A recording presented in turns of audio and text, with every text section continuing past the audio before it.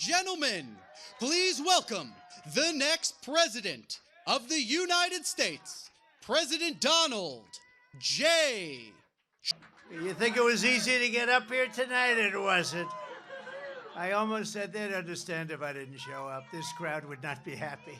Got a lot of people outside. They couldn't get in, but this was a beautiful trip, actually. It's beautiful. It's a great place, and we've had tremendous luck here, as you know. They did a big favor for me in 2016. You remember that? We came in and we blasted it.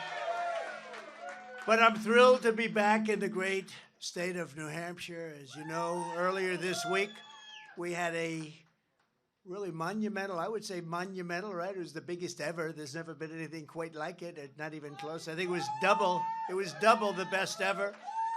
But it was a win in Iowa, great place, incredible people. You know, the people there are great. They're great all over our country. They feel the same way. They want to make America great again. It's a very simple thing to think, right? We want to make America. Remember when Biden goes around all over, we're going to fight MAGA. I want to ask him, Joe, do you know what MAGA means? Because he doesn't have any idea. It's called Make America Great Again, right? But we were the first ever to get over that 50%. We actually had 52%, and that's never been done. And they were saying we might hit 40, and 40 was really monumental. That was big, and we got 52. And it's time for the Republican Party, frankly, to come together and to unify. We have to unify and focus all of our resources and energy and effort on defeating crooked Joe Biden, the worst president in the history of our country. And the radical left Democrats this November. We have to do it with your vote. 6 days from now, 6 days, it's starting, right? Those two great places, they got it going. We just left Iowa. Now we're going to soon be leaving New Hampshire with a big victory, right? Based on the polls that just came out 20 minutes ago, it's going to be a big victory, I can tell you that. Then we're going to crush, right after that, we're going to win, and we're going to crush Crooked Joe, and then, you know, we're going to put America first, and we're going to start drill, baby, drill, and we're going to do a lot of things. And we had the safest border in history. We're going to make it the safest border in history again. As you probably know, Nikki Haley is counting on Democrats to, think of that. She's well, they want to run against her. They're putting a lot of Democrats because they don't want to run against me. In 2016, they lost. And in 2020, I did much better than we did in 2016. Bad things happen. I don't want them turning off their cameras. Bad things happen. You know, when they hear that, oh, we have to immediately turn off our cameras. But you know what happened. But we're not going to let that happen again. But we did much better in 2020 than we did in 2016. Nikki Haley is counting on Democrats and liberals to infiltrate your Republican primary. By the way, what's that all about? You're the only one. That's Sununu, I guess, right? The most overrated governor. He's no longer a popular governor. You know, this guy, just so you understand, I was never a fan of his, to be honest. He could have run for the Senate. He could have won. It would have given us the majority. But no, he wanted to run for president. And he did run for president. You know, I beat him in your state, New Hampshire. I beat him by 44 points. I was leading him 44 points. But he ran for president. He just didn't have the courage to say he was running. You know, he ran. I never saw a guy do more television than he did. And in the end, he had about 2 points. He had, I think, 1 point more than Ada Hutchinson, okay? You know? But why does he allow Democrats to vote in the Republican primary? Why does he allow independents and liberals to vote in the... This is about Republicans, and then we'll bring them in as they start to realize what a great job we're doing, right? But why does he allow Democrats to come in and vote? It's ridiculous. But despite that, we're leading by a lot, and I think it's going to be a little bit like Iowa. We were leading by a lot, and then we broke this record, and some people were surprised, but I wasn't, because I saw the enthusiasm. We have the same enthusiasm here. And then we go to Nevada, where I think we're up 94 points. Okay? In fact, I hear that we're up 100 points because Ron DeSanctimonious just dropped out of the race, and he's the only one that tried to challenge us. And he just dropped out of the race. He just announced they're dropping out.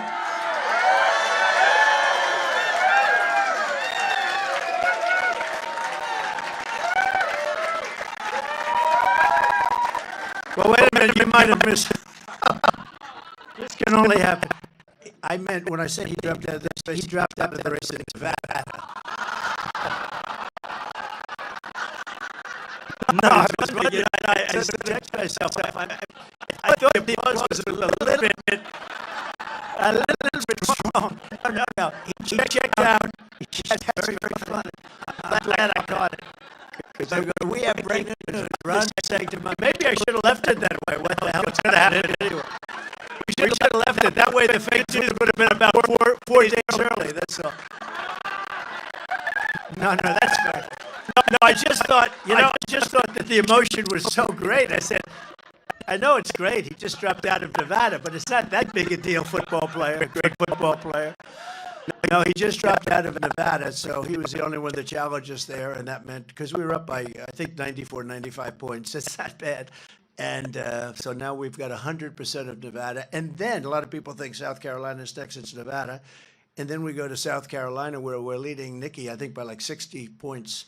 I mean, that tells you a lot. How do you lose your own state, you're governor of a state, and you're down by 60? I don't think that's going to change. He says bird brain.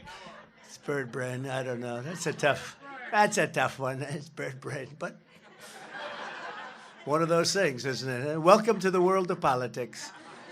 The people behind Nikki Haley are pro-amnesty. They're pro-China. They're pro-open borders. You know, she wants open borders. Don't kid yourself. Pro-war. And they're pro-Biden, because those are the people that are sending them. Biden people are coming in. They have Biden stuff, and they're coming in to register and to vote in your primary. It is crazy. You got to get that changed. We're going to take it. If we weren't popular, how do you win? Where everybody's allowed basically to come and vote.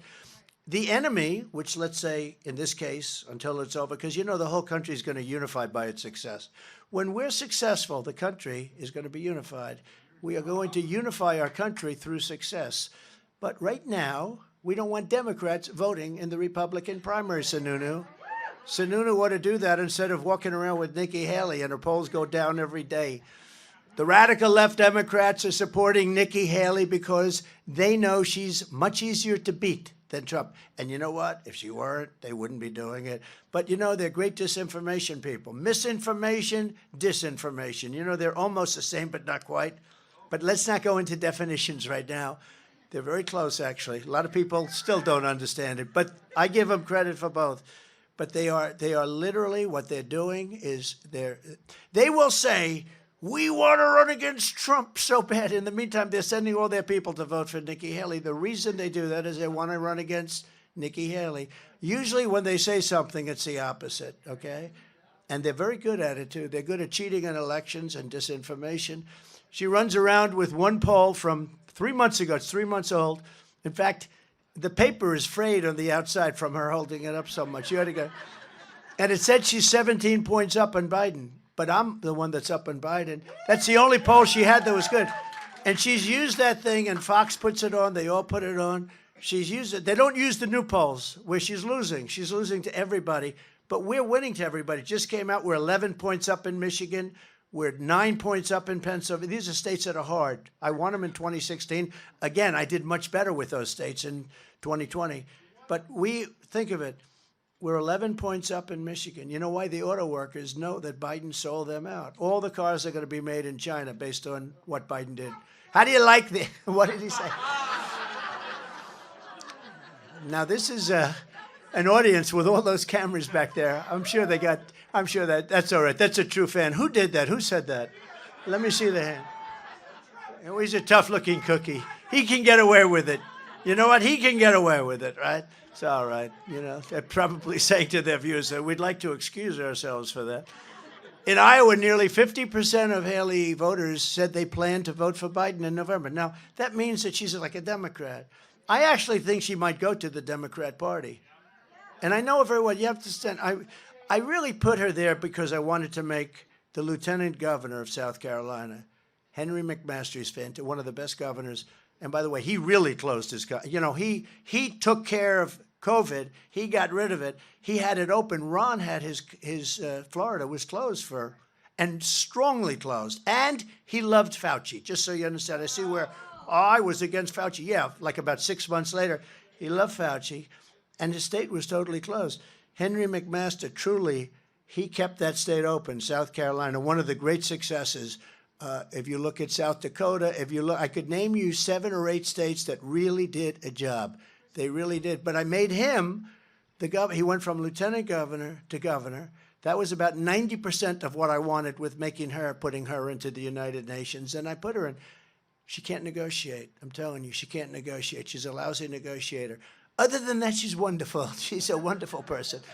But if she wins, Biden wins, and I'm telling you that, and that's why they're sending all of these Democrats in to run, and it's crazy, and you got to change that rule, that law that allows Democrats to come down, and also this one-day deal where they can walk in and just sign up right away, voter registration. You got to change this stuff, Sununu. Sununu's not doing his job. I'll tell you what, I think Sununu is right now unelectable in New Hampshire, okay? I think he's unelectable. And, you know, he has a long history because his father actually treated me very well. I don't know what happened to the father. He's letting his son do this stuff. I don't know what happened to the father, but the father was okay. He was treating me pretty good. Actually, at the end, when I was winning everything, he treated me perfectly.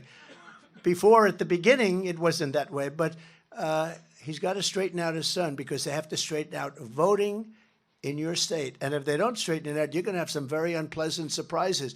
But it's not going to happen with us because we're leading by a lot, despite the fact they have Democrats voting because of Nikki Haley. So if you want a nominee who is endorsed by all of the rhinos, globalists, never-Trumpers, and crooked Joe Biden's biggest donors, you know, her biggest donors are backers of crooked Joe, Is Bill Gates endorsing? Oh, and then when he comes to the White House to kiss my ass, I got to remember that. He's always coming. Hello, I'm Bill Gates. Hello, Bill. How you doing, Bill? What's up? No, but if you like all of those things, including the rhinos, then she's your candidate, I'll tell you. If you want to defeat the radical left Democrats and save America, you vote for President Trump, and we're going to do it very quickly. We had it done. We're going to do it very quickly. Primary day, most importantly, is this Tuesday, January 23rd. It's amazing how it's upon us, right? It's upon us. We're going to have the 4 greatest years in the history of our country. And remember this, we had the greatest economy. We had a tremendous success. Think of all the things we did, the best border. You never would have had Ukraine being attacked by Russia. Wouldn't have happened. I get along with Putin. I get along with Zelensky. What a horrible thing. And when you see the real number of lives, it's staggering. And all of those cities are wiped out. I mean, they're obliterated. You know, when they say we're fighting, the cities are obliterated. It's what a sad thing. You never would have had the attack on Israel, would have never, ever happened. You remember, Iran was broke under me. They were broke. They didn't have the money to do that. They're the funders of terror, and they didn't have the money. China is now looking to go into Taiwan, and I think they're just looking. But they're a little concerned because they hear I'm coming down the road, and they would have never done it. They would have never done it. You know, the only thing we have a stock market that's going, and the reason the stock market's okay is because they all think I'm going to win because the polls have us so far ahead. And if I don't win, I really believe you're going to have a Great Depression, just like 1929, because that's where it's headed. All the information you need is available at nh.donaldjtrump.com. Okay, so get out and vote. We got to vote, and we have to win by a lot. Don't believe the polls. It has us winning by a lot over Nikki, over everybody. I mean, Ron is in 5th or 6th place. What the hell happened to Ron? Does anybody know what happened to? I think I happened to Ron. You know what? I made Ron. I got him elected. I got him the nomination first, and I got him elected. Remember, he was running against a guy that turned out to be a crackhead, unfortunately. But at the time, he was a very popular guy and, good-looking guy. They used to say he's going to be a president of the United States within 12 years. He's going to be a president of the United States. That didn't work out too well, I don't think. But he didn't think he could beat him, but I got him elected. He was down. It was over. I mean, it was over, in Florida. And he came to see me, tears in his eyes, and he needed my endorsement. I said, Ron, you're so far down that if I were George Washington and Abraham Lincoln put together, I couldn't get you elected. He said, no, you're very popular in Florida. If you endorse me. And I endorsed him, and he went up like a rocket ship, and he ended up winning his thing. He had no chance. He was down like 30 or 40 points. And instantly he went up. He won by like 20. He went from being down 40 to winning by 20 all in 2 days or 3 days. And then he said, but I can never beat this new guy because he's a hot guy. Him and Stacey Abrams, they were the two hot people in Georgia, right? In the country. He was the hot male. She was the hot female. She was going to go great. But I got Brian Kemp elected. It wasn't for me, Brian Kemp. Well, it's one of those things. But I got Brian Kemp elected. I worked my ass off for Brian Kemp, and we got him elected. I got him the nomination first, because he was in 5th place, and I got him the nomination. I endorsed him. And he's done a good job in Georgia in many ways, except with the election, he's done a good job. I mean, with the election, not a good job, but he's done a good job. And then I also got Ron. I said, Ron, you're going to make it. I'm telling you. He said, no, this guy is, I don't know. I said, well, I didn't get you the nomination for you to have that attitude. And we did 2 or 3 rallies with massive numbers of people. And I said, I'm telling you, you're going to make it. And he even started believing it, and he ended up making it. He won by 90,000 votes. And the rest is history. There was not a lot of loyalty. 4 years later, they said, will you run against the president? Remember? And he said, I have no comment. I said, he has no comment. No comment means he's running to smart people. A smart person would say that means, you know, a lot of my people backstage that get paid a lot of money. Sir, he's a Republican. He wouldn't do that. He said, oh, yes, he would. He would. When they say no comment, so we hit him early and hard. They said, please, sir, don't hit him that hard. Why? He's a Republican. You know, they said, I said, I don't care if he's a Republican or not. And we hit him hard. By the time he joined the campaign, he was pretty much decapitated.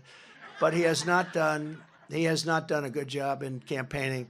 But I'm sure he's a nice fellow. I think he's going to be gone. I think all of those applause, that was funny. But I think you can probably save him for about a week or so, because I think he's going to be gone. He's in 5th. Yeah. Well, we're going to hear that. I suspect now. Well, I hear he's going to drop out pretty soon, but we'll see. We'll see. May God bless him. Do you agree? May God bless him.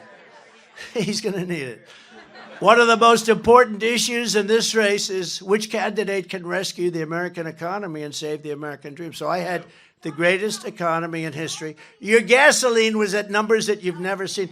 Did you know, here's another thing for Sununu to work on. Do you know that New Hampshire has the highest energy cost in the whole United States? You're the highest energy cost, single highest. New England is the highest area. But you have the highest energy. That's because of Sununu. There's no reason for that.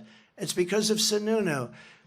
I mean, these guys, how they get away with it, it's amazing. But you have record low unemployment. This is what you had. And for African Americans, Hispanic Americans, all over the country, Asian Americans, young Americans, old Americans, veterans. Veterans love Trump. Look what I've done.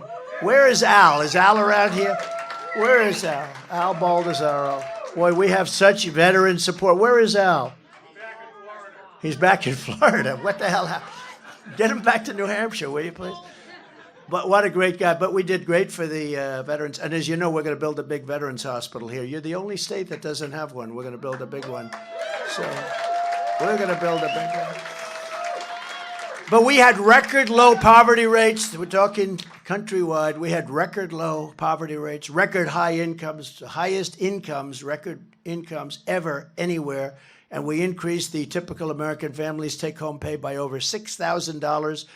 The Democrats were $5,000 negative. We were $6,000 positive, and that's without inflation. If you think about that, without inflation, virtually everybody, I think I can take the word virtually off, but everybody was better off under Trump. And you compare it to this administration, it's just not even a contest. That's why the polls are so good, because there's a comparison. They could never be this good, but there's a comparison when you look at all the horrible mistakes, the Afghanistan disaster, but you look at all of the horrible, you notice the way the press buries that so fast? You don't hear about it anymore. You don't hear about it. But everything they do turns out to be not so good. And the border is the worst of all, probably. No, no, Afghanistan to me is just so bad because it represented such weakness and such. We were going to leave. I was the one that got it all set, but we were going to keep Bagram, the air base. You know, it's one of the biggest air bases in the world, not because of Afghanistan, but because it's 1 hour away from where China makes its nuclear missiles, okay? And that was going to be, we're going to keep that. I wouldn't give that up because billions and billions of dollars to build many, many years ago. And it's perfectly located for China. And you know who has it now? China. China has it. They left the lights on. They left the dogs behind, by the way. A lot of people say, what happened to the dogs, for you dog lovers? The Democrats left the dogs behind, and typically the Taliban does not love dogs. You know that, right? They're not big fans of the dogs, right? So you know what happened. I stand before you today as the only candidate who is up to the task of saving America from every single Biden disaster, and there are a lot of them, starting on day one. You know, this guy would go to the beach. One of his many consultants said to him, "You look great, sir, in a bathing suit. You go to the beach and show that body, and the American public, especially the women, they're going to vote for you in droves. They're going to vote for you in droves, sir."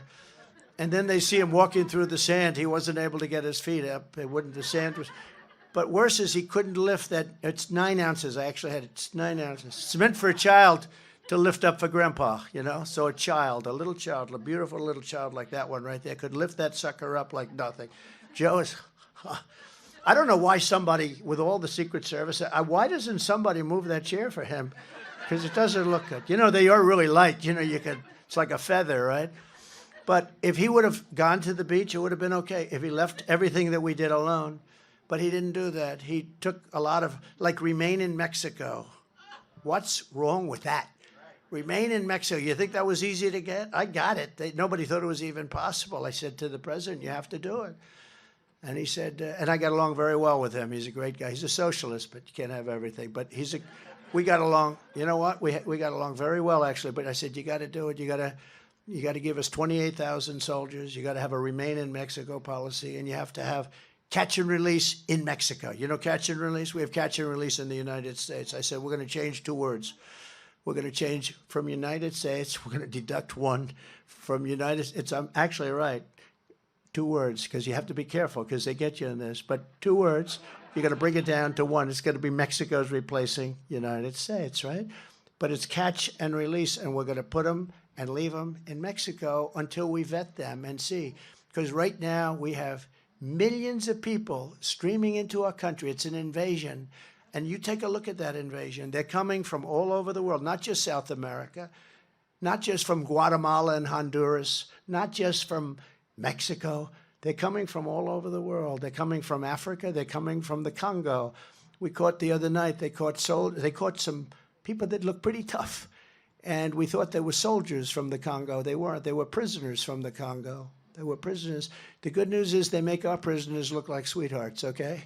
These are seriously tough people. So they came in. They're coming in from Africa. They're coming in from Asia. They're coming from all over the Middle East. They're coming from Yemen. Yesterday they caught 4 people. They call them Yemenis. That's the country we're bombing right now. And the one in charge of the bombing is sitting in a hospital with a laptop on his stomach, like a child would play war games, right, with a laptop. And he was missing in action for 5 days. He was the Secretary of Defense. He was missing in action for 5 days. One thing I'll say about Biden, he's very loyal. He never fires anybody. I sort of had the opposite. I am more loyal than him, but I was the opposite. I used to fire a lot of people because if they didn't do a job, they got fired. And it sort of gave them an incentive. But he never fires anybody. When you have Afghanistan and you don't fire one person, not one general. I got rid of Comey. I fired Comey because he was no good. He was terrible at the FBI. And it was not an easy firing either. But if we didn't do that, we probably wouldn't be standing here talking to you right now because they had bad things in mind. They had bad things in mind. But this guy never fires anybody, no matter how bad they are. Look at what's happening with our airports, and it's a disaster. And Buttigieg, you know Buttigieg? You know, years ago I said, how do you pronounce that damn name? And they said, edge, the word edge. That's the way it's pronounced, Buttigieg. He ain't doing too good a job. Those airports are bad. If people get a plane that's on time, it's like a miracle, right? It's like, did you know that I actually got out 2 weeks ago? I got on time. But these planes are sometimes 2 days late. It's the worst it's ever been. There's never been anything like it. And he's supposed to be one of the hot candidates for president. I don't think that's going to work out. Do you think Pocahontas is going to run again? It's your next door neighbor. Somebody said, what's the best of your nicknames? I said, I don't get into that because so many of them are now friends of mine. So they said, could you do me a favor? Don't do that to me anymore. I could give you a lot of them. A lot of good Republicans have nicknames, during the primaries, right? But they disappeared. But I think one of the better ones is Pocahontas, because they said she was of Indian blood. Her mother said her cheekbones were high, and therefore she's an Indian, okay? She got away with a lot, right? She got jobs because of it. She went to college because of it, good colleges. And they said, how the hell did she ever get into those colleges? She got in because she was, according to her, an Indian. That knocked out her career pretty fast, too, didn't it? As soon as I get back in the White House, I will quickly end Joe Biden's inflation catastrophe. We will stop his wasteful spending. We will terminate his Green New scam. And we will, as I said, drill, baby, drill. We're going to drill, baby, drill. And you can bank on this because it's easy. Despite your governor, he should have been able to do it himself. We will cut New Hampshire energy prices in half, and we will do it very, very quickly. New Hampshire, your prices are going to be cut, and they're going to be cut very substantially. We can get your energy down to less than half substantial. I'm going to focus on it. And it's not only here. Massachusetts, all of New England has energy prices that are double, some places triple, other places in the U.S., and that shouldn't be happening. That shouldn't be happening. And that's why you need good governors. Well, Joe Biden is pushing the largest tax hike in American history, which he is. I will make the Trump tax cuts the largest ever, larger than Reagan's. I'm going to make them permanent. We have to make them permanent. If the Democrats get in, they're going to let that float. You know, it comes due in a year, less. And they're going to let it float. Your taxes will go up approximately 4 times. Would you mind paying 4 times more than you're paying right now? You would not be happy, right? She's a good Trump fan, this one, right? When I see a Trump sign 2020, oh, she's got a 2020 because you remember, because you're not going to forget. I know what that means. You're not going to forget. Thank you. Thank you, darling. I appreciate it. Instead of cutting your taxes, Nikki Haley and Ron DeSanctimonious supported a brutal 23% national sales tax. How do you like that idea? You know who that affects? The middle class and poor people. A poor person is going to pay a 23% tax. A poor person, forget about middle class. A poor person is going to pay 20, and a rich person, that's a great deal for them. It's a great deal for them. But that's what they're pushing, a 23% national sales tax. That's just one of the many positions that they take that makes them, in my opinion, completely unelectable. They have many opinions. They have many things that make them unelectable. But you don't even hear about the 23% tax. I don't know if anybody in the room, but you're going to hear about it a lot over the next 5 days because that's what they want. They want to knock out your Social Security. They want to lift up the age to 70 or more. She wants to lift it to 77. Is anybody thrilled about that? You're getting ready to pick up your check. You're tired. I can understand. I should be there too. What the hell do I need this for? Right? I could be there too. Actually, according to her, I'd be very close to receiving my, I'm just, believe it or not, I feel like I'm about 35 years old. I actually feel better now than I did 30 years ago. Tell me, is that crazy? I feel better now. And I think cognitively, I'm better than I was 20 years ago. I don't know why. I said, doctor, you know, Doc Ronnie, right? Ronnie, do you know Ronnie? Ronnie Jackson?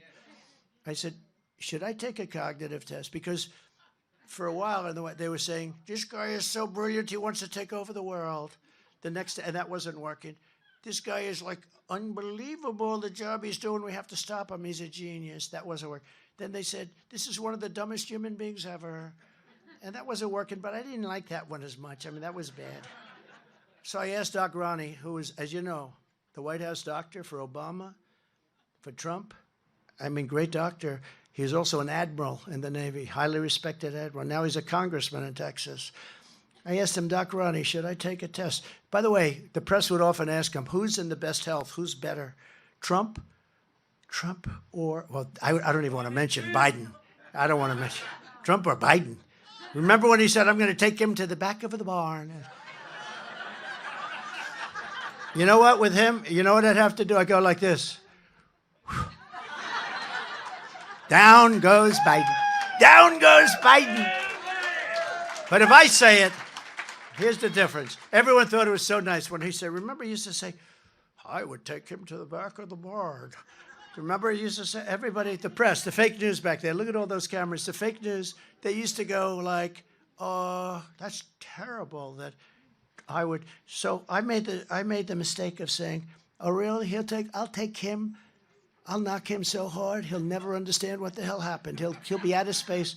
They said, isn't that terrible that it was okay for him to say it. When I said it once, it was like a massive nightmare. But anyway, now he talks. But they asked Doc Ronnie, who's better, Barack Hussein Obama? Remember Rush Limbaugh? He used to go, Barack Hussein Obama. He would scream the word Hussein. I wonder why he was doing that. But he would scream the word. But I'd say, so who's in better health? They would actually ask, the media would ask, who's in better health, President Obama or President Trump? And he would say, President Trump, 100%. In fact, he said if he didn't eat so much junk food, he'd be around for 200 years. He said that. That's Ronnie Jackson of Texas.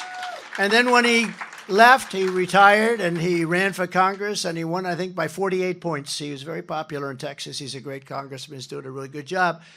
But I did say, what about a cognitive test? He said, well, it's not that easy. Let me tell you. And it's taken at Walter Reed, which, by the way, is a great place. Unbelievable doctors. They see it all. They see all these people come in with the worst injuries you've ever seen. They're unbelievable. But I said, what about it? Because, when they say that me, cognitively, I'm up here making a speech with no notes. I got these teleprompters. I haven't started practically reading them yet. Do you think he could do that? He can't do it. He can't read the teleprompters. He can't find the stairs off the damn podium. But I said, well, I'm good at tests, so what's the story? He said, well, the problem is, people will find out, and if you do badly, it's not a particularly good thing. You don't want to have some guy get like a disaster. I said, well, is it a hard test? It can be hard. I said, look, I got to take it because I got to shut it up. And I took it, and I aced it. I think it was 30 questions. And let me tell you, they always show you the first one, like a giraffe, a tiger, or this or that, a whale. Which one is the whale? Okay, and that goes on for 3 or 4, and then it gets harder and harder and harder, and then it's multiplied 3,293 times 4, divide by 3. They have plenty of tough stuff. But those last 15, 20 questions, I guarantee you Biden couldn't get by number 3. I think he'd probably get the whale. A test for a president, if you had a little store someplace like a candy store, would you trust Joe Biden to run your store while you go off to New Hampshire to find a small hill to go skiing? The answer is no way, but you'd trust Trump. But some people would say, I trust Trump in terms of competence, but I don't want him to run away with my damn stuff, They'd trust Trump. They give me such a bum rap, these people. They are so bad. They are so bad. But they would trust Trump, but they wouldn't trust. They had a thing the other day. What would you trust him to run your business? Okay, small business, tiny little. What's the smallest business? What's the easiest? Whatever it is. A lemonade stand. He said, thank you. Thank you very much. I was waiting for that. That's very good. I would say that would get A on the question, right? A lemonade stand. Would you trust Joe Biden to run a lemonade stand while your son leaves for vacation for 3 days to another nicer, even nicer part of New Hampshire, right? The answer is nobody would trust him. Nobody would trust him. And he's running the country, and he's negotiating with Putin and President Xi, who are very strong, and Kim Jong-un he's negotiating with, who doesn't even want to talk to him. They don't even return his phone calls. They don't respect us. They laugh at us, and we have become a joke. We have become a joke. But we will be a great nation again, and it'll be very quick. Just think of the field day Biden would have with Haley or DeSanctimonious. Take a look at the polls. She's getting killed. And she uses that one poll. I'm telling you, it's filthy dirty. It's like, here, I'm up. She would get killed. But they want her badly. Nikki Haley wants to gut Medicare and Social Security. She says the retirement age of 65 is way too low. She wants it to be 75 or 77. Anybody, you must be about 69. That looks... Actually, he's very, what they really want to do? They want to really go after very young people. Put it back far enough. You'd fit that bill. You're not going to be happy in 20 years, I can tell you that. But while Ron voted 3 times to raise the age, he actually voted. He's a big Paul Ryan fan. Anybody that's a Paul Ryan fan, you don't want in the Republican Party. Nikki said she wants to raise the retirement age to match the life expectancy, which really means that you're talking about 77 or 78. Is everybody happy with that? No. I had a feeling you might say that. But you're going to work your entire life. You work all the time, and you earn that. And, you know, we have more liquid gold and wealth under our feet than any other nation. We have more liquid gold, oil and gas, more liquid gold. Well, I just met non-liquid gold. You know where it was? Iowa. It's called corn. It's non-liquid. That's my take. You have more non-liquid gold. They said, what is that? I said, corn. They said, we love that idea. You know, that's a pretty cool thought, isn't it? That's a nickname in its own way, but we came up with a new couple of words for corn. Nikki Haley supported Rhino Paul Ryan's 2011 plan to destroy Medicare, the same plan that led the Democrat ads, which was a disastrous ad, showing Republicans wheeling Granny off the cliff. Do you remember that? That was Paul Ryan throwing Granny off the cliff. We're not doing that. We're not taking care of our grannies like that. And speaking of grannies, tomorrow I have a funeral for the mother who was a great woman of Melania, our First Lady, and a popular First Lady, former First Lady, First Lady. You could say, they're all saying First Lady, First Lady. It's not First Lady, but a very popular First Lady. And her mother was incredible. And I'm leaving from here, and I'm going to Florida. We're going to have a beautiful service for our beautiful we say grandmother because Barron, nobody took care of Barron. Nobody took care of a child better than she did. She loved Barron so much. And she fed him. She wanted only her food. And he turned out to be very tall. So she did a very good job with the food, I would say, you know. But Barron loved her so much. He's having a hard time with that. Melania loved her so much. So we're going to have a beautiful funeral service for her tomorrow in Florida, in Palm Beach, Florida. A vote for Nikki Haley this Tuesday is a vote for Joe Biden and a Democrat Congress this November, because that's what's going to happen. You can't do it. A vote for Donald Trump is a vote to fire crooked Joe Biden, kick the Biden crime family out of the White House. Did you ever see anything like this? And you know about voter stuff. They rig the election, right? So they rig the election, and they go after the people that are after the ones that rig the election. They don't go after the people that rig the election. You can't have that. Even that thought process, you can't have that. You have to have two things so important. You have to have free and fair elections. I mean, they have to be filtered. Ideally, they should be on paper, all paper, same-day voting, and voter ID, right? Voter ID. You don't have voter ID. Why do the Democrats fight voter ID? They have voter ID. They have ID on everything. You buy a loaf of bread, you have ID. Everything to get into a store. But they don't want it for one reason, because they cheat. They want to cheat. They want you have to see, when you say, all right, let's do a plan. We'll start off with voter ID. We don't want any voter ID. That means there's only one reason for that. They want to cheat. So we have to turn it around, but we have to win this election. We got to win this election, and you have to get out. You know, the big thing, and I said this till we were all blue in the face. I said this last week in Iowa. We were leading by a lot. We were leading by like numbers almost like we got. Actually, we got more than even we thought. But, you know, setting records. But I said, don't believe the polls. You got to go out. We need big margins. And look how strong that looked, because we have to set the tone for November. We have to let them know we're coming. And, you know, there's a point at which they can't cheat. And we have to put ourselves in the position where it's so big that they can't do it, because they cheat automatically, and they've done it for years. They've done it for years. And look what we have out of it. We have open borders where millions of people are pouring in. We have the Afghanistan disaster. We have military going woke. Our military is so great. Don't worry about our military. It's the leaders on the top. They'd love to take it, but it's not going to happen. You know, as you know, we defeated ISIS, 100% of ISIS, in 3 months. People said it would take 4 years. We had the most unbelievable plan that we did.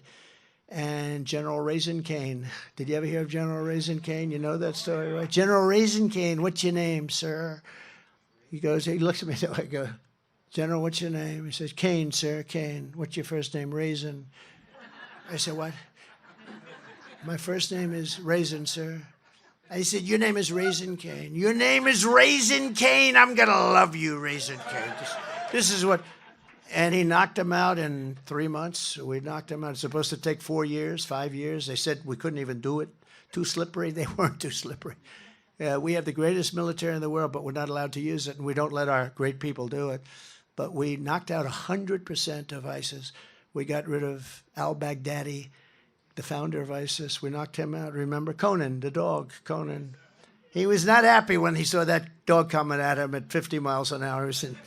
Growling, but Conan was great. Conan almost got electrocuted, remember? Almost got electrocuted, but Conan was amazing. We gave Conan a medal.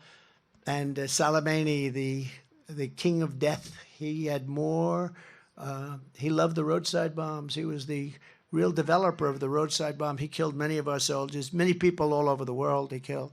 But we got rid of a lot of bad people. And Iran was broke, so they couldn't do anything. That's why you didn't have terror then. You know, we had no terror, zero, for 4 years. And I wanted to talk 2 years in, 3 years in, I wanted to talk about it, but I don't want to talk about it and then the next day something happens, right? I didn't want to jinx myself.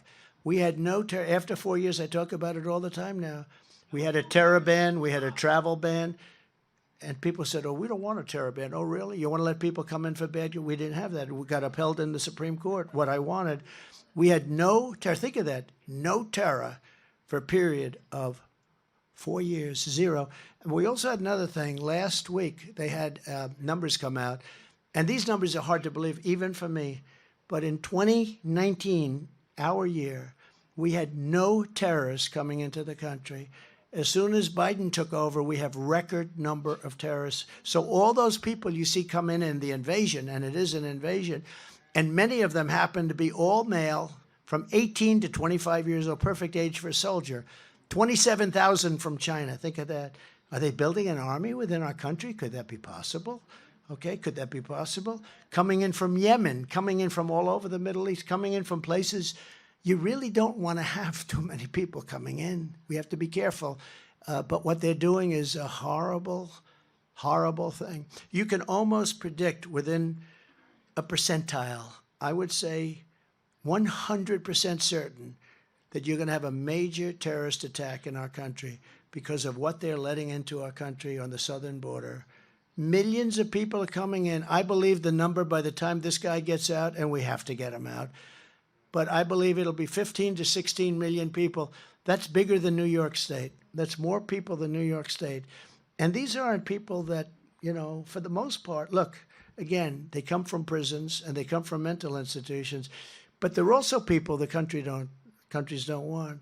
They're not sending their best people over. You know, these guys are smart. I know them, the presidents, the dictators, the prime ministers. Some of them call themselves prime ministers, but they're very smart people.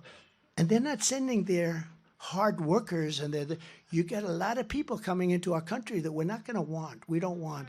And we're going to have the largest deportation in the history of this country. We have no choice. The radical left Democrats rigged the presidential election of 2020, and we're not going to allow them to rig the presidential election of 2024. We're not going to allow it to happen. Every time the radical left Democrats, Marxists, communists, and fascists indict me, I consider it a great badge of honor. Do you know I've been indicted more than Al Capone? Did you ever hear Al Capone? Probably the greatest mobster of them all. If he had dinner with this very handsome guy in the brown shirt, nice shirt, if he had dinner with him, if you smiled the wrong way at Al Capone when you had dinner, he would have you killed probably within 20 minutes after the dinner. He got indicted less than me. And they indicted me, you know, for, I said the election was rigged. I said the numbers. Well, let me tell you something. From 2016, we still have Democrats there. By the way, do you see the way they're backing off now? No, I thought it was wonderful. I thought they don't want any part of it. The whole system is rigged, and we're going to change it because we have to go back. We have to go back. So when I get indicted, I'm actually being indicted. If you think about it, I'm being indicted for you. Because never forget, our enemies want to take away my freedom because I will never let them take away your freedom. I won't let it happen. They want to silence me because I will never let them silence you. And in the end, they're not after me, they're after you. And I just happen to be standing in their way, and I always will be in their way. We're thrilled to be joined tonight by the chairman of the Portsmouth Republican Committee, who's been so fantastic, Alan Forbes. Where is Alan? I hope I've done nothing to change your mind on anything, Alan, or maybe I made it even stronger, right? But I want to thank you. Very good. You've done a fantastic job. And Caroline Levitt. Do you know Caroline? What a dynamo. Where is Caroline? She is, I'll tell you, I watch her just chew people up on television. She's backstage working. She's here, I can tell you that.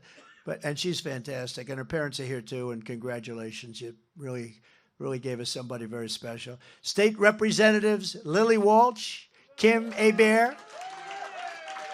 Hi. Hi, Lily. Thank you very much.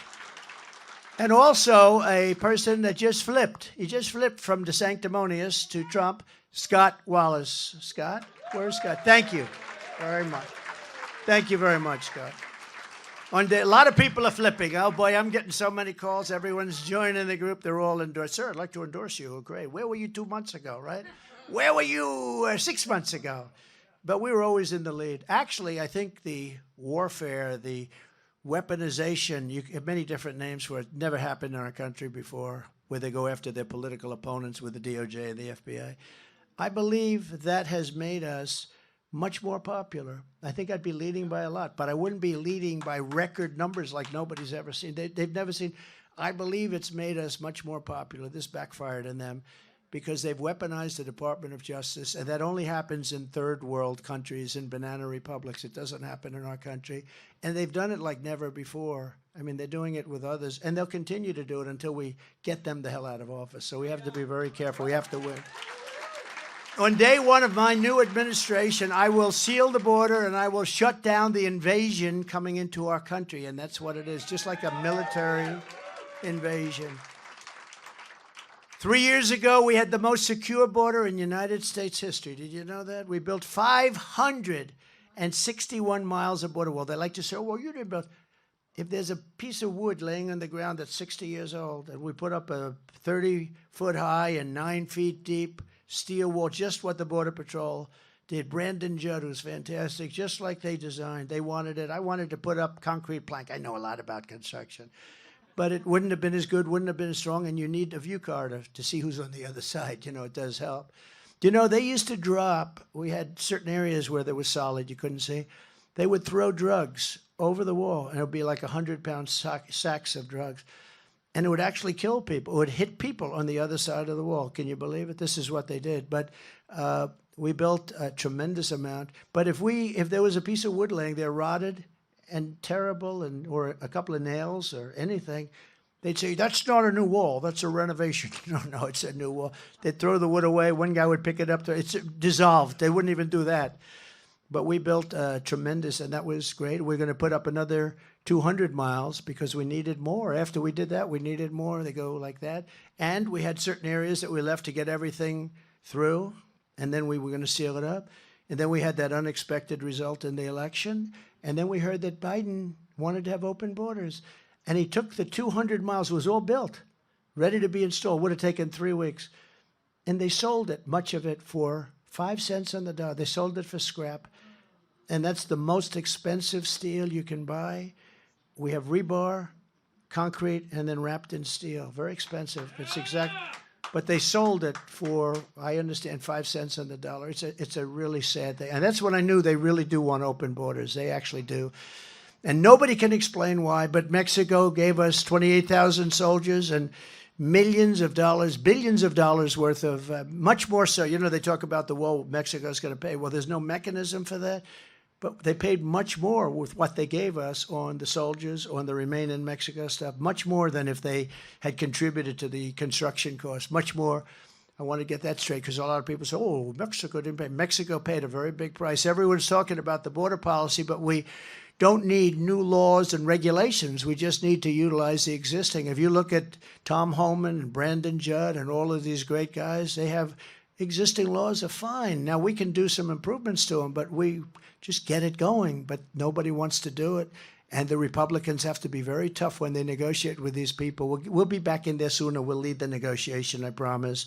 Nikki Haley will never secure the border. She doesn't believe in these secure borders. She can't believe in them. She actually opposed my border wall, and she was out of all of a sudden she's opposing the wall. I say, what the hell is going on? She's actually opposing it because she's basically, as you see, when you have all of those Democrats coming in to vote, I don't know that she's a Democrat, but she's very close. She's far too close for you.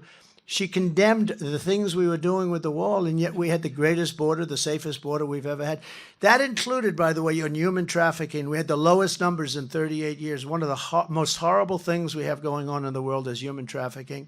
You think it's an ancient thing. It's not. And what made it so profitable and so big now is the computer, the Internet.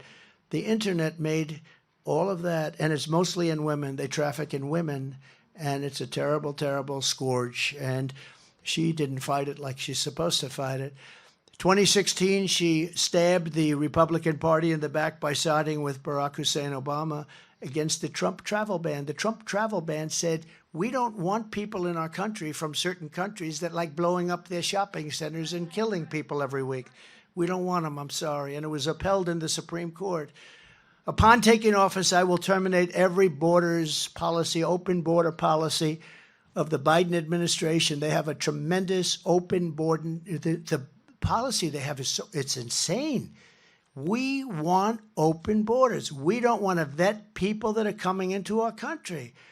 Who can think this is good? Now, the only thing I can think of, and I believe this, is they want those people, they want to try and get them voting, probably as early as this next election. They're going to fix them up. They're going to teach them 3-4 words of English, and they're going to say, get in there and vote. And we're not going to allow it to happen. We're not going to allow it to happen because there's no other reason they can want this. But I actually said, why would they want to do that? They cheat, so they don't even have to do that. So why do they? So I'm not necessarily a believer because I know how badly they cheat. This is far more than a campaign, what we have. This is the greatest political movement in the history of our country, maybe in the history of any country, to MAGA. And I actually believe, do you ever see these guys? Well, MAGA only represents about 52%. I think that MAGA represents 90 or 92% of the Republican Party. I do. I had a poll fairly recently. I saw a poll. How do you like Trump? And I got the highest number in the history of the party. And you know who second was? Ronald Reagan. I was at 92%. Reagan's at 87%. I was at 92%.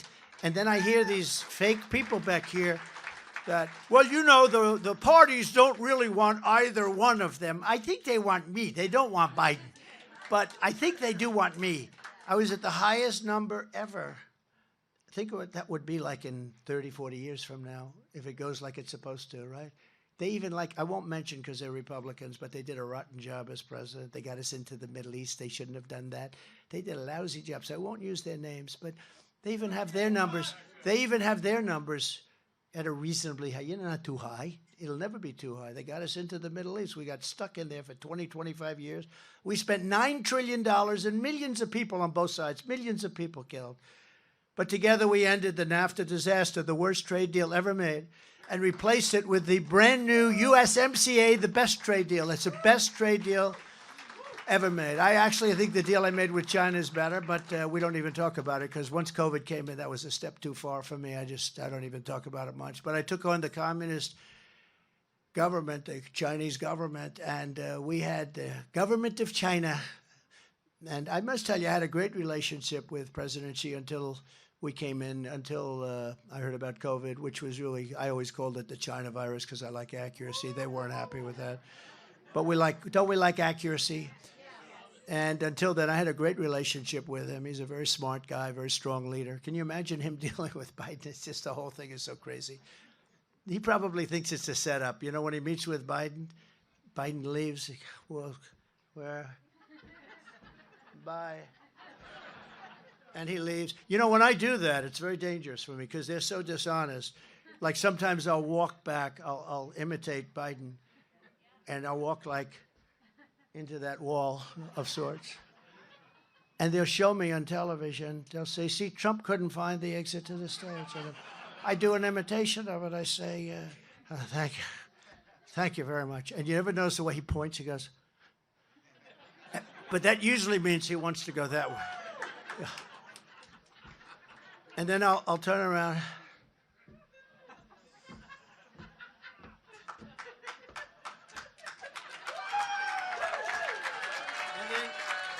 And then Secret Service, by the way, Secret Service, they're unbelievable. The shit they have to put up with. But Secret Services, and then you'll see this handsome, beautiful Secret Service guy coming. You say, why the hell isn't he president? That's it, right? You see this handsome, and they always grab him, right? They catch him and they, walk him off the stage. This is our president. We got a beauty. But I gave the farmers billions and billions of dollars, but I also gave New England lobstermen and fishermen. I put them back in business, gave them billions of dollars. Billions of dollars. Crooked Joe Biden is waging war on our fishermen.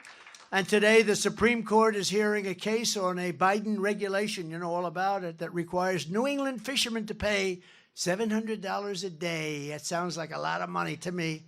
$700, you know about that? $700 a day for your fishermen, Mr. Chairman. That's not acceptable. For a federal bureaucrat to ride in their boats, they want to have a federal bureaucrat ride in their boats every single time they go out to fish because they want them to fish in a certain area. Can you believe this? That will end on day one. Tell your fishermen friends, they're too busy working right now. Biden wants fishermen to pay for a monitor to observe every move that they make and report back every week on a weekly basis to Washington, D.C. How bad is that? I'm not a fisherman. I like fishing. I'm not a fisherman. But these guys work like hell. It's dangerous. It's rough. They got to go in those waters, that ship that's getting just decimated by some of the biggest, most vicious waves anywhere in the world. You know that. And they go out there and the wives say goodbye. They never know if they can even see him again. Sometimes they don't come back. You never see him again. Nobody knows what even happened. But they want to put somebody on those boats, a monitor, and probably a liberal guy from Washington, D.C., sitting on the boat, and to report them if they go a little bit out of bounds, because I remember they had the 500 square miles of stuff, and I ended it. But then they put it back in when they came. And so many bad things they do. But can you imagine, just out of common sense, a monitor on a fishing boat? And it costs $700 a day. Isn't that just a terrible thing? Essentially, because how much? I don't think you make $700 a day. How can you make that much? Today, I pledged to New England's fishermen that when I take office, that rule is on day one gone. It'll be gone. Day one. And tonight, I'm also making another promise to protect Americans from government tyranny. As your president, I will never allow the creation of a central bank digital currency. You know about that? I didn't know you know so much. I'm New Hampshire, very smart people. Very current. You know what they're doing. Such a currency would give a federal government, our federal government, the absolute control over your money. They could take your money. You wouldn't even know it was gone. This would be a dangerous threat to freedom, and I will stop it from coming to America. Last night, I don't know if you saw, just as with the election the night before, a guy who really did a great job, Vivek, Ramaswamy, Vivek. I got a call just before I was going on. He said, would you please hold? I would like to come over and see you. We're in the same building. Right after the Iowa votes were in. Although it happened so fast, I was told at 10 o'clock you will know.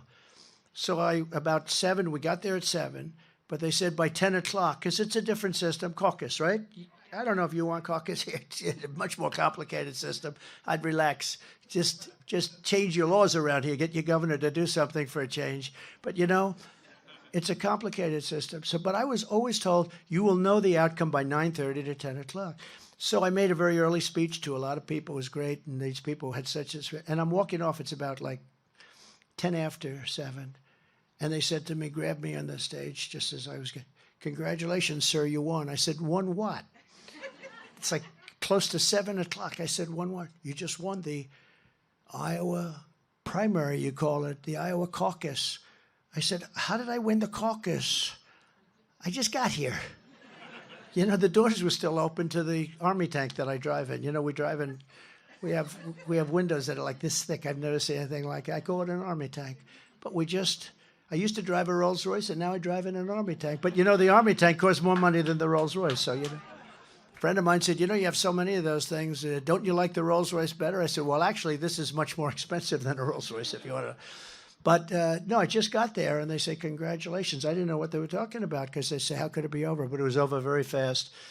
And I said, we must have really swamped them to call it that early. But I was told that you had to wait till from 9:30 to 10 o'clock, but we did so well. And I think we're going to have the same result here. I really do. I think we're going to have But we're also going to place strong protections to stop banks and regulators from trying to debank you from your, you know, your political beliefs, what they do. They want to debank you, and we're going to debank. Think of this. They want to take away your rights. They want to take away your country. The things you're doing, all electric cars, give me a break. If you want an electric car, good. But they don't go far. They're very expensive. They're going to be made in China. That's why I think I'm going to get the auto workers to vote for Trump. You know, we're having great talks. But think of what they want to do. They want to take away your rights. Upon taking office, I will also restore peace through strength. I will get that war in Ukraine settled so fast. It should have never happened. It never would have happened. And it didn't happen. People say, well, how do we know that? Actually, even Democrats say there's no way. Putin would have never done it. Also, energy was much lower, so he couldn't have afforded it. You know, he makes his money with oil, like others, but he makes his money with oil. Oil had $110, $111 a barrel, and he made a fortune. He made a fortune on a war that's very expensive. And they're really doing a number right now on Ukraine. Look, it's a war machine. You know, that's a big war machine. And it's very sad, but I will get that. I will get that straightened out very fast, very early. I think I'll get that finished when I'm president-elect. I think I'll get it long before I take the office. Once we have it, I'll get that.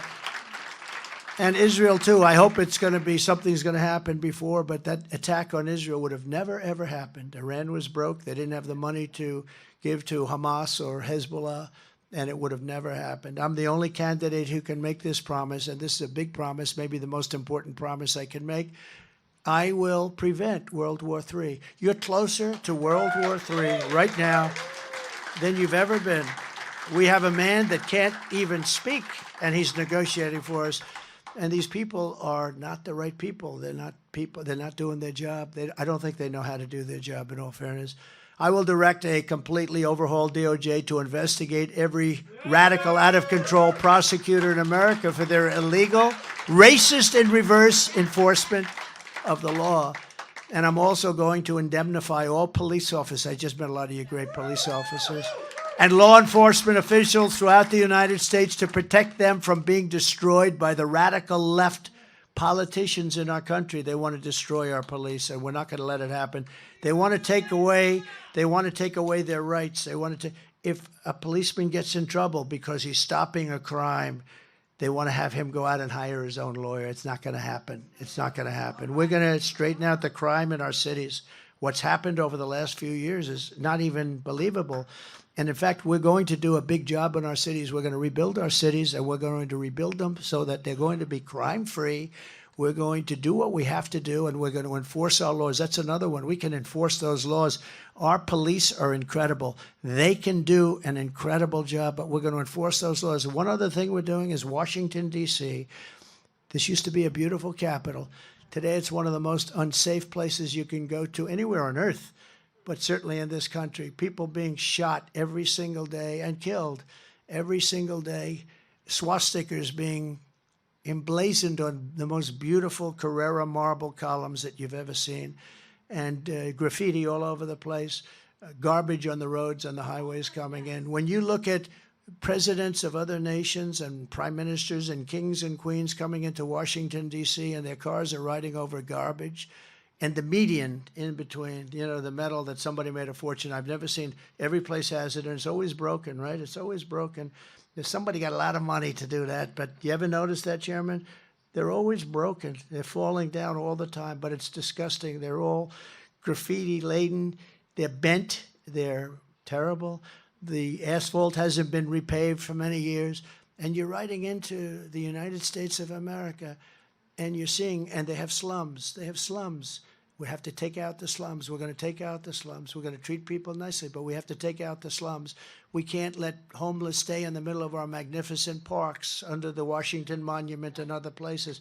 We're going to clean up Washington, D.C., and we're going to make it a crime-free zone. There's not going to be any crime. We're going to have laws, but we're going to have to take it over. We're going to federalize it. We're going to take it over. We're going to run it, and we're going to run it properly. And we're going to run it very, very strongly. And there's not going to be people shot. People come in from your state. They want to go see Washington. So they come in from New Hampshire. They walk down the road. They end up getting shot. And it's a very dangerous place right now. We're going to take it back, and we're going to get rid of the crime, and we're going to fix it up, clean it up, and we're going to make it the most beautiful capital in the world and the safest capital in the world. We're going to do it very quickly, too.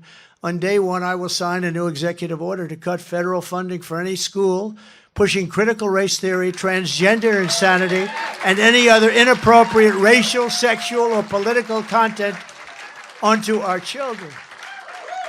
I will not give 1 penny to any school that has a vaccine mandate or a mask mandate. You won't have 1 penny. And who can believe I have to even say this? It's so ridiculous. I will keep men out of women's sports. Is that okay? Who can you believe? And something I did better than anybody, and it was under siege, and it still is, I will uphold your great Second Amendment, which to you means more than to most, and will protect innocent life, and will restore free speech. And I will secure our elections. We will have the most secure. They are unsecure. They are in terrible shape. Our goal will be one-day voting with paper ballots, as I said, and voter ID. But until then, we have to win.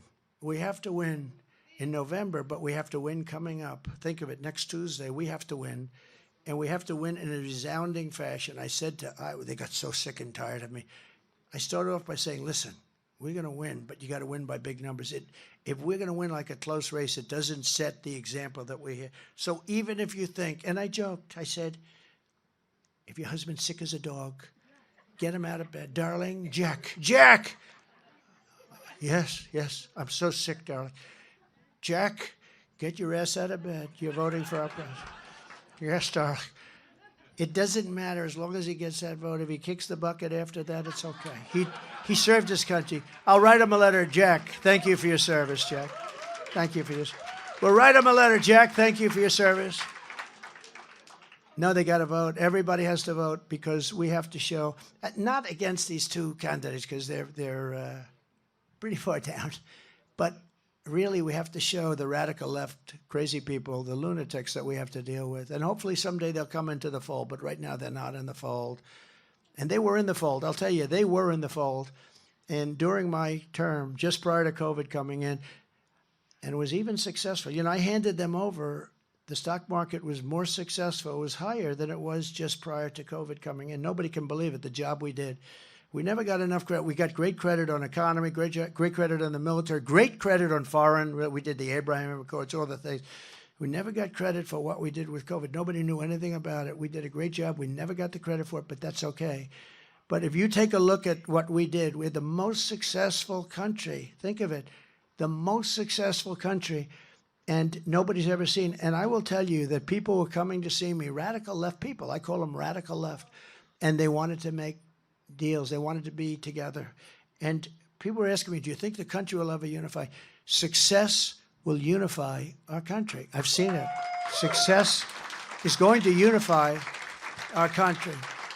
And you've heard me say this, if you took the 10 worst presidents in the history of the United States and added them up, they would not have done near the destruction or damage to our country as Joe Biden and the Biden administration have done. Nobody has done this kind of damage to this country. You could take the 10 worst presidents, and it's true.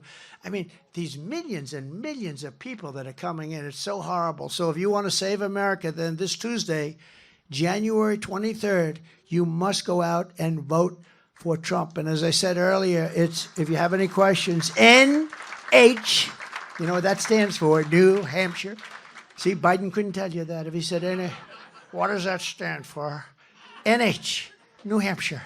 It stands for New Hampshire. The worst is when he says, it's great to be in Florida today. No, Joe, it's very nasty out there. It's not Florida. nh.donaldjtrump.com. You do that. So in conclusion, from Manchester to Meredith, from Waterville Valley to Mount Washington, from Plymouth to Portsmouth, you inherit the legacy of red-blooded New Hampshire patriots, and you really are incredible patriots, who lived by that immortal motto, live free or die. That's pretty cool. Well, we'll get it done without the dying part, but, you know, we don't want the dying part, but it's you're willing to do that if you have to. We stand on, that's right. We stand on the shoulders of American heroes who crossed the oceans, settled the continent, tamed the wilderness, laid down the railroads, raised up the skyscrapers, those big, gorgeous skyscrapers. We're going to rebuild those cities. Remember what I said? Won 2 world wars, defeated fascism and communism, and made America the single greatest nation in the history of the world. But now we are a nation in decline. So sad to see it, but we are a nation in decline. We are a failing nation. We are a nation that has lost its confidence, willpower, and strength. Think of it, a nation that's lost its confidence. It's a horrible statement. Who would ever think that we would say that? But we are. We're a nation that no longer has confidence. We lose at everything. We're a nation that has quite simply lost its way. But we are not going to allow this horror to continue. 3 years ago, we were a great nation, and we will soon be a great nation again. It was hard-working patriots like you who built this country, and it is hard-working patriots like you who are going to save our country. You know, our country needs saving. We've never been in this position. And remember what I said about World War III. We have never been so close to World War III as we are right now. You look at what's going on in the Middle East. You look at what's going on with Ukraine and Russia. You look at what's going on. We have never been. And the power of the weaponry is beyond anything you can even imagine. This isn't Army tanks going back and forth, as I say, back and forth, shooting at each other. These are weapons of mass destruction, the likes of which the world has never seen before. I know because I was very familiar with them. I had to renovate and rebuild them, and I hated doing it, but we spent so much time, effort, and money on our nuclear stockpile, and I hated to do it because I know the power. The power is so horrible. We had no choice, but it's so horrible. We will fight for America like no one has ever fought before. 2024 is our final battle. With you at my side, we will demolish the deep state. We will expel the warmongers. And we have to get them out, the warmongers, the people that take us into wars, into countries that nobody ever heard of and don't even want us. We will drive out the globalists. We will cast out the communists, Marxists, and fascists. We will throw off the sick political class that hates our country. They truly hate our country. That's what I think is happening at the border. We will rout the fake news media, and we will evict crooked Joe Biden, the worst president in the history of the United States, and it's not even close. We will rout crooked Joe Biden from the White House on Election Day 2024. You know that we have a president who's gotten quite old right now. Jimmy, right? President Jimmy Carter. And he's happy, because his presidency is now considered brilliant by comparison to Joe Biden. Considered brilliant. It's considered a brilliant presidency by comparison to this guy. The great silent majority is rising like never before, and under our leadership, the forgotten man and woman will never, ever be forgotten again. And it wasn't for 4 years that I was there, just the opposite.